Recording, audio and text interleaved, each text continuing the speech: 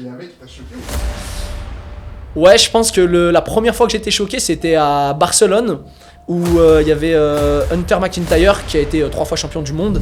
Alors moi non, ça dépend du niveau. Ça commence à payer quand tu fais partie des élites 15. J'étais pas assez préparé pour l'Aerox Pro, c'est vraiment un truc très difficile. Et là, j'ai eu envie d'abandonner pendant 1 heure, quoi. J'ai fait les 10 premières minutes et là, j'avais mal. J'étais venu tout seul, personne pour encourager.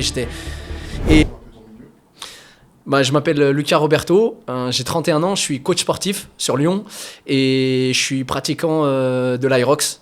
Donc je fais pas mal de disciplines différentes et là je m'oriente sur l'Aerox parce que voilà, j'ai fait quelques performances dedans et du coup je vais essayer de progresser là-dedans. Je suis basé sur Lyon pour mon coaching et du coup je m'entraîne aussi sur Lyon. Et l'Aerox c'est une discipline hybride en fait qui mélange la course à pied et les exercices fonctionnels de musculation. Il y a 8 fois 1 km à réaliser et entre chaque kilomètre il y a une épreuve qui est toujours la même et toujours dans le même ordre. Et l'objectif, c'est de faire la course le plus vite possible. La plupart des épreuves, c'est toujours en salle. Il y a des fois où, en fonction des halles, en fonction des villes et des pays où on est, la boucle de course à pied peut se faire dehors ou passer de l'extérieur à l'intérieur. Généralement, tous les workouts, comme on appelle ça, donc les épreuves sont à l'intérieur.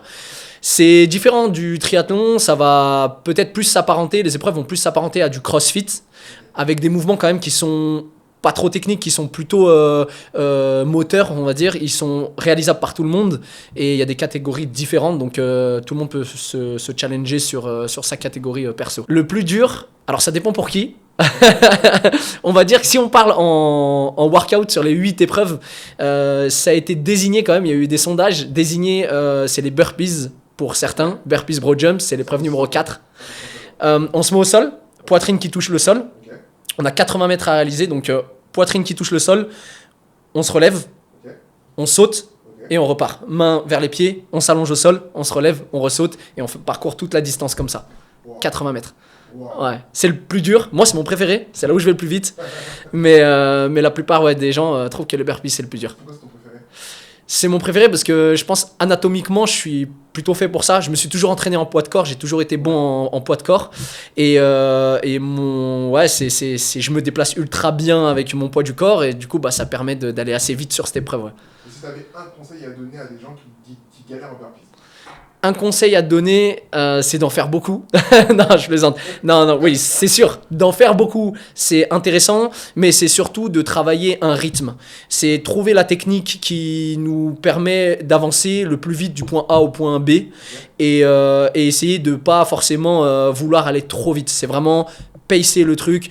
Vaut mieux pacer, c'est-à-dire aller plus régulièrement mais moins vite que essayer de se précipiter sur chaque rep et au final le temps final on explose et on n'y gagne pas. Et ok, d'accord, donc si j'ai bien compris, l'Aerox c'est une sorte de triathlon mélangé à du crossfit où en gros on va souffrir pendant des heures, ok, et derrière ça c'est quoi le but? Le but premier déjà c'est d'aller le plus vite possible en termes réels de course. Mais le but, je pense, aujourd'hui, l'Aerox il marche autant parce que le but c'est vraiment le dépassement de soi et on s'y retrouve, tout type d'athlète peut s'y retrouver. C'est-à-dire qu'il y a des go muscu qui font énormément de muscu, qui se mettent à la course à pied, qui y vont. Il va y avoir, comme moi, je viens de l'athlétisme, je courais quand même pas mal, plutôt sur courte distance, mais avec tout ce que j'ai fait autour, j'ai fait Ninja Warrior, j'ai fait des épreuves de street workout, du crossfit, des choses comme ça. Et ça permet on va dire, de donner un objectif final à tout l'entraînement qu'on fournit quoi, au fur et à mesure des années. Et t'as dit un truc hyper intéressant, t'as dit il y en a qui sont plutôt plus ou moins musclés. Tu vois, honnêtement, voilà, ça se voit que t'as un gabarit qui est fait pour le sport assez intensif. Mais est-ce qu'il y a une silhouette, on va dire, qui est favorisée par rapport à d'autres? Est-ce que les gens super musclés, c'est plus facile pour eux? Est-ce que les gens qui sont plus fit, qui ont plus de cardio, c'est plus facile pour eux? Voilà. Pour toi, c'est quoi le profil idéal d'un mec qui va percer au Aerox? Alors, profil idéal, c'est vrai que ça se dessine de plus en plus vers le haut niveau, vers des profils déjà qui courent super bien, ça c'est sûr, en termes physiologiques. Après, en termes anatomiques, on va dire l'anatomie parfaite, c'est quand même d'être assez grand.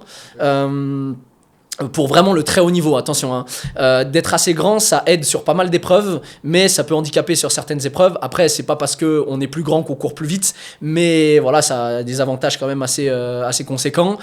Et il faut être assez lourd. Pourquoi ? Parce que quelqu'un qui court très bien, mais qui est très très léger, va avoir du mal à pousser les charges lourdes. Hein. En catégorie pro, il y a par exemple 200 kg sur le sled de poussée, l'épreuve numéro 2. Voilà, le tirer 150. Voilà, il y a des choses où on peut pas être juste un coureur. Il faut être un coureur, mais avec un gabarit, en tout cas avoir de la force. Donc plutôt grand et plutôt assez lourd, mais après tous les gabarits peuvent performer. Hein. Moi je suis pas très très grand, mais j'ai un gros cardio, donc ça aide. Ouais, ok. Alors juste pour revenir à toi, du coup, on a un peu compris c'était quoi le Aerox, ok, très bien. Et aujourd'hui tu m'as dit que tu as fait des compètes, ok. Ma première question qui me vient en tête tout de suite, c'est en France. D'où est partie cette discipline? En fait, ça sort 12 trucs. Bah en fait au début il n'y en avait pas en France. Moi quand j'ai fait ma première course en Allemagne, c'était en 2021. Et parce qu'en fait on a connu, parce que voilà je faisais plein de typologies de courses, de compétitions un peu sorties, j'étais toujours à l'affût des nouvelles choses qui sortaient dans le sport. Et je suis allé en Allemagne avec un pote à moi, on a fait la catégorie double, donc c'est un Aerox double, et on fait deuxième A2, c'est ça. On fait les 1000 ensemble et on se partage les épreuves, donc ça va plus vite, mais c'est plus intense. Et on fait deuxième, et c'est là où on se qualifie la première fois pour les championnats du monde. Donc là, en fait, on s'est dit, ça arrive pas encore en France, mais on peut aller faire des courses un petit peu. Il y en avait en Espagne, pas encore en Italie, mais il y avait surtout en Allemagne, parce que c'est né en Allemagne. Et donc c'est pour ça que notre première course, on l'a fait en Allemagne. Et du coup, après, voilà, en France, ça s'est développé. On a fait Paris il y a 3 ans, là, c'est sorti en France. Et maintenant, ça cartonne, il y en a partout en France. Hein. Et championnat du monde, parce que moi je suis en championnat du monde, je me dis déjà waouh! Hein. Mais du coup, il y a combien de pays aujourd'hui? Est-ce que tu t'es déjà retrouvé face à des athlètes où tu t'es dit non mais les mecs ils sont trop forts, ils sont trop loin pour moi, tu vois? Ouais, il y a comme là, moi je les ai fait 5 fois. Donc au début j'étais un petit peu, le sport était pas trop connu, donc on se rendait pas trop compte.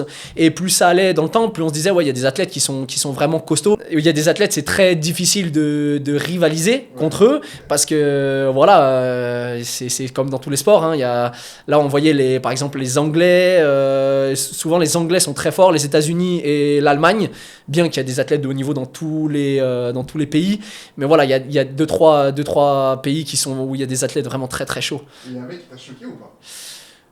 Ouais, je pense que la première fois que j'étais choqué, c'était à Barcelone, où il y avait Hunter McIntyre, qui a été 3 fois champion du monde, qui a eu le record du monde pendant un moment, un gros gaillard. Moi j'étais avec mon pote en double, on gagne le double à Barcelone, et lui il était en solo pro, donc la catégorie la solo la plus haute, et je le voyais relancer sur ses courses. Hein. Le gaillard il faisait 92 kilos, mais il courait à 18 à l'heure. Hein. C'était assez impressionnant.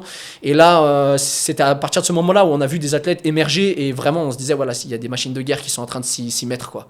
Et parce que du coup, ça demande aussi pas mal de force mentale. C'était déjà arrivé de te dire non, c'est bon, là, je vais tout lâcher, j'abandonne, c'est trop dur. Ouais, ça m'est arrivé. Je crois que ça m'arrive assez souvent, de moins en moins. Mais la première fois, je me suis, du coup, je connaissais pas, j'avais fait le double, et je me suis dit, je vais aller m'inscrire en pro direct à Madrid, en Espagne. 3 mois après, j'avais jamais touché un sled pro, donc les charges pro, j'avais à peine fait l'entraînement. Je me suis dit, allez, j'y vais, de toute façon, il n'y a rien à perdre. Je suis allé à Madrid tout seul, j'ai pris le billet d'avion, j'ai loupé l'avion, je suis arrivé tard, petite galère.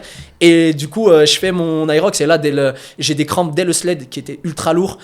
J'étais pas assez préparé pour l'Aerox Pro, c'est vraiment un truc très difficile.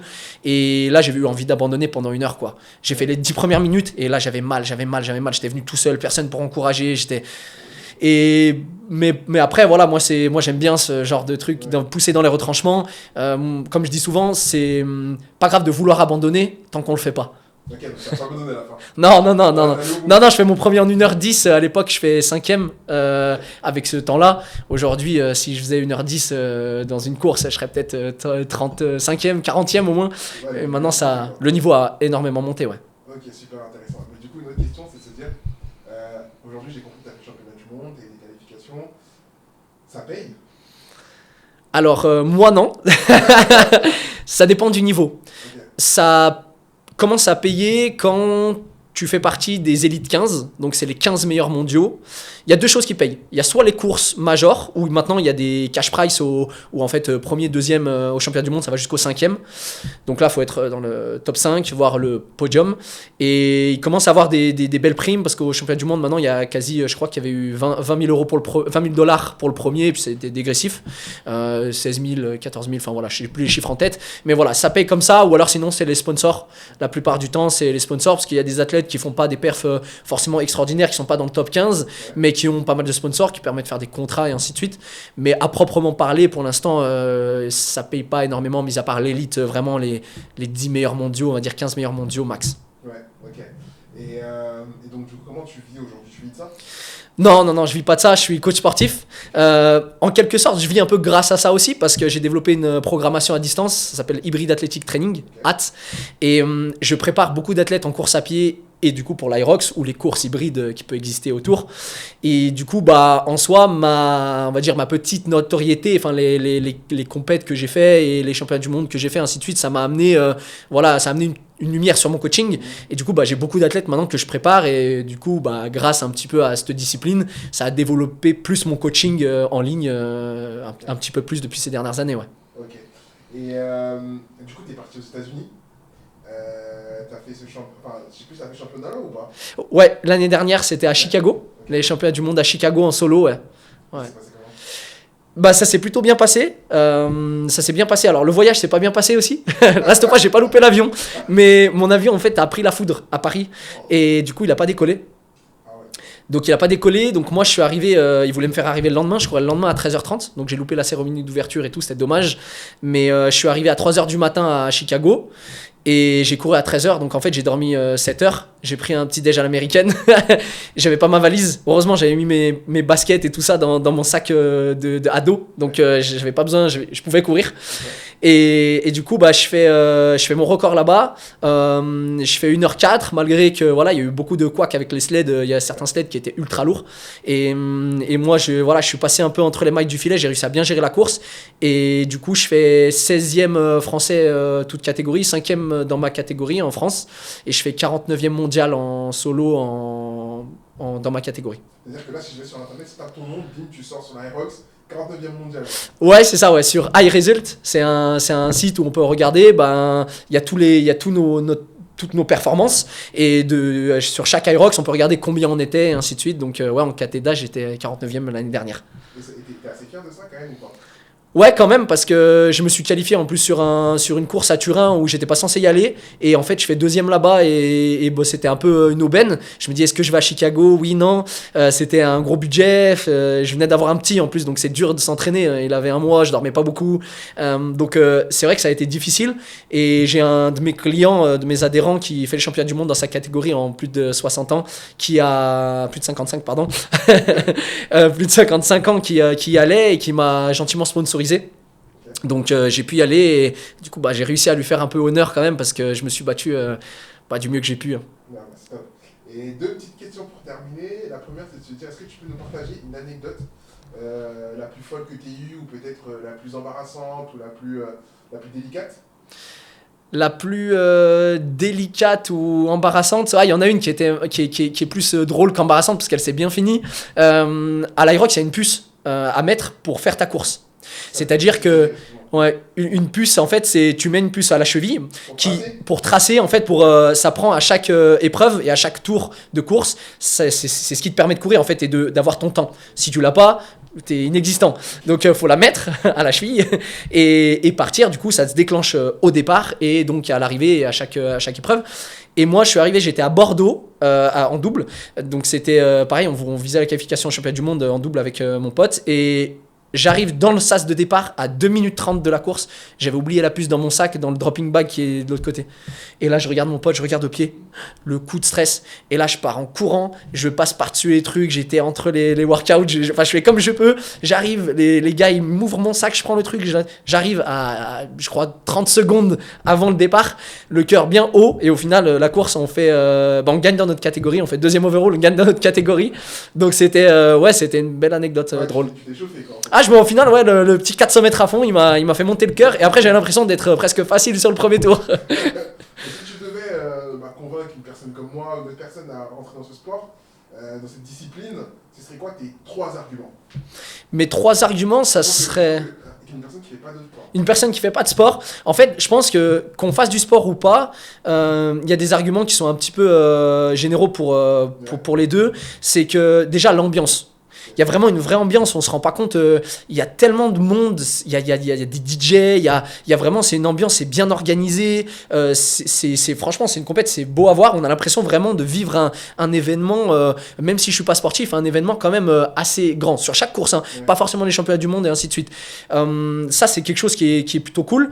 En plus, on peut le faire à plusieurs ou en équipe, ou s'il y a des potes, on se chauffe avec des potes, en fait, on vit un truc quand même qui est assez, voilà, et ce côté dépassement de soi et ainsi de suite, quand on l'a fait, on est toujours content de l'avoir terminé, on est un peu fiers de nous, et de toute façon aussi, c'est aussi cette remise en forme globale, c'est-à-dire que ça peut donner une target, vraiment un objectif à se dire, ok, si je me fixe ça, je vais être obligé de m'entraîner, je vais être obligé de me remettre en forme, et je vais pas louper de séance, et je vais y aller. Ça, c'est quelque chose qui est bien, de toute façon, pour notre santé mentale et physique. Et après, il y a la performance aussi, ça c'est plus pour ceux qui veulent voilà, se challenger vraiment à haut niveau, la performance de monter sur un podium, avoir, parce que c'est des drapeaux à l'Aerox, c'est pas des médailles, et c'est le drapeau, le 1 il est blanc, et ensuite le 2 et 3 sont noirs, et en gros voilà, quand t'as un drapeau c'est un peu un Graal, quoi. Donc c'est aussi un truc satisfaisant. Et est-ce que si demain on te dit que l'Aerox va détrôner le trail, qui est aujourd'hui le sport favori des Français, qu'est-ce que t'en penses? Je serais pas étonné, parce que je serais pas étonné, c'est vraiment c'est 2 sports différents en termes d'ambiance et ainsi de suite. Déjà c'est outdoor et indoor, mais par contre il y a beaucoup de trailers qui se mettent à l'Aerox parce que c'est ce côté un petit peu pluralité de discipline qui permet de, si je suis un bon coureur, je peux performer en Aerox, donc il y a beaucoup de trailers qui y viennent, et après par contre en termes visuels, les spectateurs, c'est un truc qui est vraiment très fort en Aerox, c'est que je t'invite à regarder les championnats du monde, comment c'est filmé, une voiturette qui suit les athlètes en direct, c'est super bien filmé, et on voit épreuve par épreuve. Et ça, en fait, on peut voir les passages devant, derrière, un athlète qui gagne au burpees, qui revient, et ça, c'est très... Il y a un gros engouement sur le visuel. Donc c'est un sport qui peut être télévisé très, très rapidement. Le trail, alors, il y a des suivis d'athlètes, mais ça reste très linéaire. Il peut avoir des... Voilà, des... Ah non, j'adore ça. non, je critique pas le trail, j'adore ça, j'en fais pas mal en préparation, en plus je m'en sers comme outil, mais c'est détrôner, je pense pas, mais arriver au même niveau d'engouement, je pense que c'est possible. Ok, et super. En tout cas, merci beaucoup d'avoir pris le temps de répondre à nos questions. C'était un Avec plaisir plaisir. de t'avoir sur notre plateau, et puis Pareil. peut-être à la prochaine. À la prochaine, merci.